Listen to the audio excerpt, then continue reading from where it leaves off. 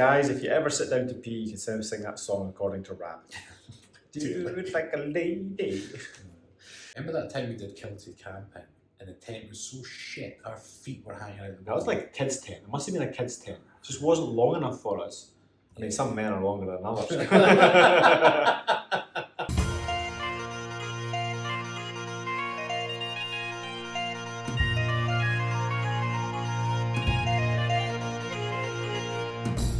So we're on the road today to Glasgow for a podcast. We've got 2 podcasts today, actually. That's right, yeah. One in Glasgow, one on Zoom. Yeah.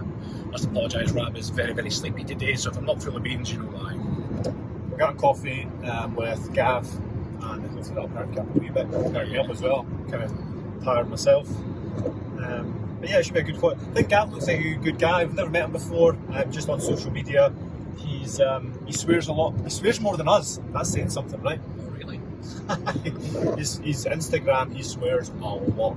Like a lot. He says the C word and everything. Isn't it funny? Every now and again we'll get like a comment about our swearing. Hey, great video, guys, but do you really need to curse so often? Like, fucking right we do. What was it? Do you remember we had? There was one episode. It was a live stream, wasn't it? And it was something. Remember all the ladies started getting in on the swearing. And then somebody left our membership because of it. Yeah, that's right, because somebody said that ladies shouldn't swear. It was, I can't remember what, but because I went back and watched the stream and it was like, it was all the ladies that were doing the swearing. It was quite, that was it. She said, if you think that ladies appreciate swearing, think again. And it was all the ladies that were doing the swearing. It was the lady that started it, it was the ladies that carried it on. Yeah. But listen, if you're not into swearing, that's okay. It's absolutely okay. You know, we're not phoning you up and messaging you to say, oh, you should swear more. You know, people, they're just words. They're just words. Just words. So we've arrived in Glasgow. We're going to meet Gav for some coffee before the podcast. We need to go find out where we're meeting him. Willow Grove Cafe. This is going to be one of these Google Map moments when you don't know which direction you're going in. We're going to look like tourists with our wee map out going like this. We are useless in cities. You remember London? We were walking all the way down one street, we're like, fuck, we're going the wrong way. I know. Actually, I actually don't like Glasgow. Nearly crashed there because we're driving along. It's like it's a street, but it's a dual carriageway. it's like 2 lanes. I'm kind of like, yeah, there's nothing coming. I can turn here. No, a car coming up behind me. I'm like, heart still race. Okay, the reflexes of a mongoose. You fucker. The Stephen Cat was on for. You get his heart racing. His heart would be racing as well, right? Sorry, dude. If you're watching this, sorry, that was my bad. So Gav had a small request. Apparently, for every podcast, he has his guests bring him a gift. They've got to buy him something, and that could be something small. It could be something large. It could be an overnight stay at a 5-star resort. So we're going to take him something really special, and we've put a lot of thought behind this. Bubbles. Not just any bubbles. Giant bubbles. Bubble wand. So I hope he appreciates it. He asked us to buy you something. Everybody, Gav. What's happening, lads? You said that we've always got to buy you something. Yeah, so we've got you something. Right. We got you a 5-star getaway to Gleneagles. No, you have. Nah, but Fuck off. we bought you some bubbles. Cheers. Nice phallic shape What's for that, you. a fucking Star? Was it Star Wars? No. Now it's up to you what you do with this, Gav. I don't know what type of thing you're into, but It looks very like something in my mum's room. sorry, Gav's mum. Gav's mum's got it going on.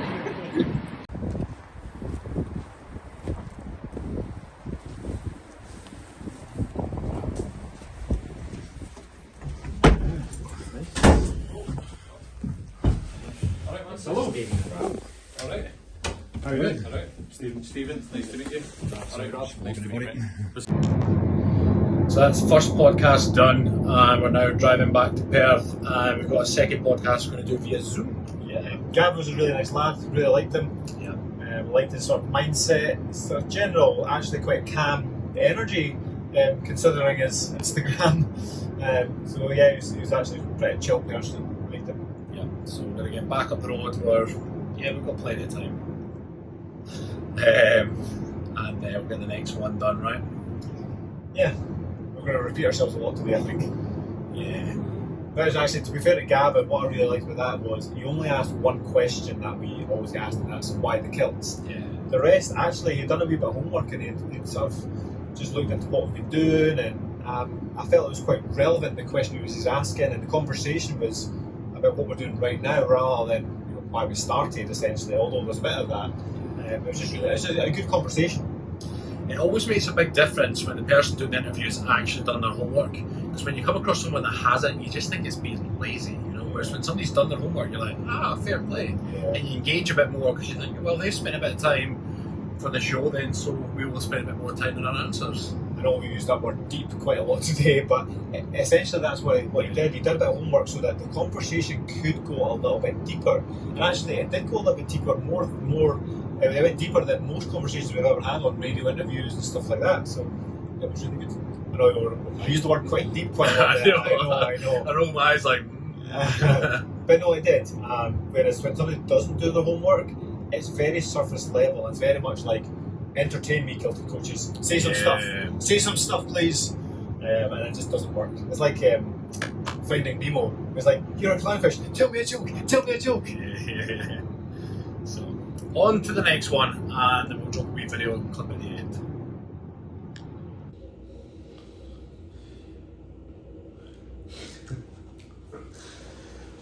That's 2 podcasts done. I think we're squinting, are we?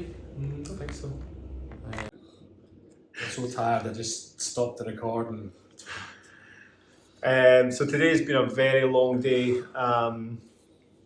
Tired, hungry, but satisfied. It's been a good day. Yeah. It's funny because earlier on we were in the car, this was on our way to Glasgow, and I didn't realise that the song to Mrs. Doubtfire is Dude Looks Like a Lady. I thought the words were do it like a lady. I've been singing it wrong for 38 years. Do what like a lady? I don't know, but I remember in Mrs. Doubtfire that So song was playing and he's doing the Hoover, so I thought he was doing it like a lady. I'm gonna sing that in the morning when I go for my morning pee and I have to sit on the toilet rather than stand. I'm just gonna sit, do it like a lady. It sounds like do it like a lady, and it's not until I was sat next to you at the traffic lights and then it was like, dude looks like a lady. I was like, oh my god, mind. Maybe it's just because I'm so tired today that I started to hear things differently, or hear them as they're meant to be heard. So guys, if you ever sit down to pee, you can sing that song according to rap. Do it like a lady. On the way back from Glasgow, we were actually chatting away about, we're obviously trying to be as authentic as we can, and they were asking the question, like, obviously you talk about the things that are going on, but like, how much do you share? How much do you share and how much do we not share? In the attempt at being more authentic, and not that we were ever inauthentic, we just weren't sharing what was going on for us, and we started to share a little bit more of what's going on for us, but at that stage, like, well, you can't really share everything because it's not like a personal diary. We're not just going to, air our dirty laundry onto YouTube and Facebook. So, I don't know what to say, what not to say. I suppose if you share your feelings, they can be universal. So at the moment, I've got ups and downs at the moment. Sometimes I'm really downs, it's just kind of an emptiness and sadness. In other downs, I'm just kind of like, I'm actually driven. And then other times I actually get a wee bit angry as well. I'm kind of going between driven and focused on making my life better. Then go through all flashes of anger at my situation. And then I get sadness and empty, and it kind of just bounces between them all. That would be the way that I'm going at the moment, I think. I'm like a wee I've got a wee game of tennis going on inside my head. It's like constantly. It's like, I think this, I think this, I think this, I think this. And like, I was just trying to make sense of that, and then being a little bit more grounded, and my daily practices are helping with that. But essentially, it's important that you take action on these little things when you are feeling a bit unsure. Take actions so that you'll never be 100% sure ever. It's about making decisions, and that's probably the most important thing for me right now, is to start making big decisions. The problem I've found is that your mindset never stays the same for long. Your mind doesn't. So like when I get focused and driven, I'm like, yes, right, I'm going to make things better. I'm going to drag myself out of this hole, and off we go, and head into work and this kind of thing. And in those flashes of moments, you've got a purpose, right? So then you're like, right, go. But then when fatigue kicks in, and I'm not sleeping very well, so that probably plays a factor in it too. But then when I get tired, that's when you just run out of steam. It's like the engine coming to a halt, and then you're like, and then that's when you start to, what's the point? And then your mood changes again, and then you reflect on your mood. You're like, why is my mood changing all the time? It's like it never stays in the same kind of state for too long. Maybe half a day, or whatever. Sometimes a whole day, but then you wake up the next day tired, or, and then you're like, So it does get frustrating. Whereas I think historically, when I was chirpier and happier, I was typically always fairly happy. And it's not until you get down or going through some pickles that you just have this weird state of flux. Ups and downs. That's all we can describe it. And it's just frustrating me that I can't just keep going on the trajectory on the way up. I can't just be on the mend and healing. It just doesn't seem to be happening. I kind of feel like something's missing. Life is never as simple as that, is it? And I think it's recognizing that when you see life in very simple format of, I'm just going from here to here to here, and that's my trajectory. That's not life, and there's so much more to life, and it's a multi-dimensional existence. And it's only when you then have this alternate view of it, you go, shit, I didn't see it from that angle, or I didn't realise this about myself, or this thing has happened, and therefore it's forced me to look at this side of me. And suddenly you realise that, it's actually not as simple as just a simple trajectory moving forward in life. And that's both terrifying but also very enlightening, because, if we go to that film, The Matrix, and Cypher wants to get plugged back into the Matrix, and he's talking to the agents, and he's eating steak, and he's like, something I've come to realise is ignorance is bliss. And he's not wrong.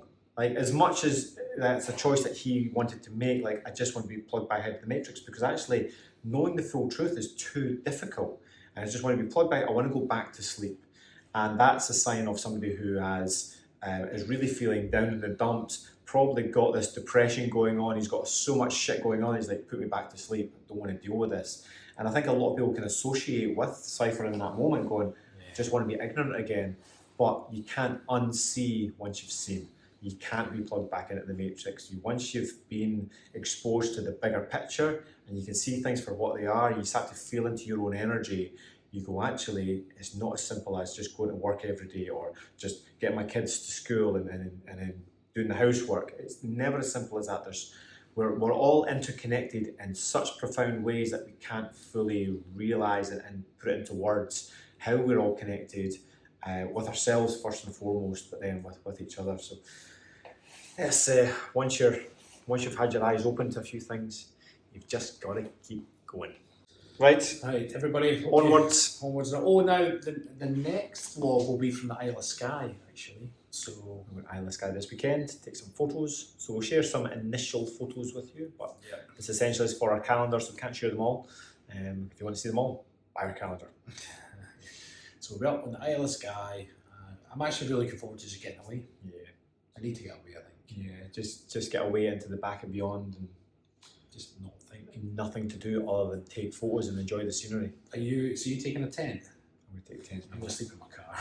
I'm going to have Nala in the bed, and just in the boot, obviously, and I'm just going to sleep across because my car is quite wide, so I've actually tested it. I can lie almost, like I curl up in a wee ball, but so I'm going to sleep in the car. Yeah, I was actually thinking of just taking a sleeping bag and a bivvy bag, just sleeping out under the stars. I might still do that depending on the weather. But I'm still going to take a tent though. So if it rains, I can just jump in the tent. But I bought this little cheap 2-man tent. It's like a quick little pop-up thing. So I'll just have that. If it starts raining, I'll jump in there. Remember that time we did Kilted camping and the tent was so shit, our feet were hanging out. That was like a kid's tent. It must have been a kid's tent. It just wasn't long enough for us. I mean, some men are longer than others.